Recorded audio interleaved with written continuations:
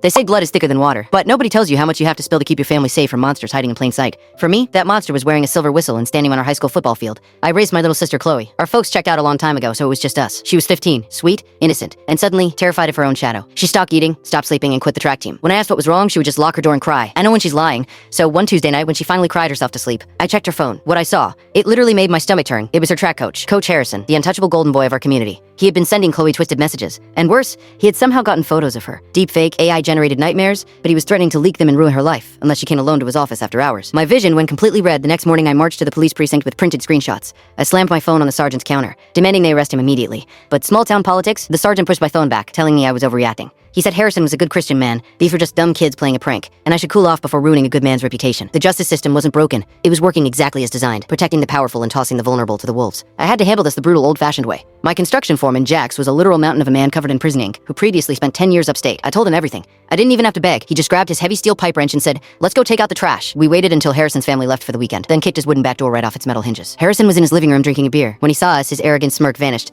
replaced by pure, primal terror. Jax pinned into the floor with a steel-toed boot while I tore through his office. I was just looking for his laptop to smash the hard drive to dust. But when I cracked the password, I realized Chloe wasn't the only one. There were dozens of hidden folders. Names of young girls from the track team, the cheer squad, the junior high. He was running a massive extortion ring selling these horrific images on the dark web for thousands of dollars. I felt something permanently snap in my brain. It was primitive, uncontrollable rage. If I just smashed the laptop, he would buy another one. If I let him walk, those girls would never be safe. I grabbed a solid oak baseball bat from his trophy case. I walked back into the living room, completely ignoring his high-pitched screams for mercy. I gripped the handle tight, and I swung that bat like I was hitting a grand slam. I didn't stop swinging when his collarbone shattered. I didn't stop when the blood splattered across his expensive couch. I didn't stop until Jax physically tackled me to the ground, aggressively pulling the bloody wood from my blistered hands. I collapsed, realizing I was going to prison. And worse, my sister Chloe would end up back in abusive foster care. As I broke down, Jax stepped in. He wiped my fingerprints off the bat, took the blame, and told me to run and take care of my sister. I escaped as police arrived. Now, Harrison faces decades in prison. Jax is serving 20 years and I support him from outside. Chloe is thriving, graduating as valedictorian. People think I'm a coward who abandoned my friend, but I know the truth. I became the villain to save my sister.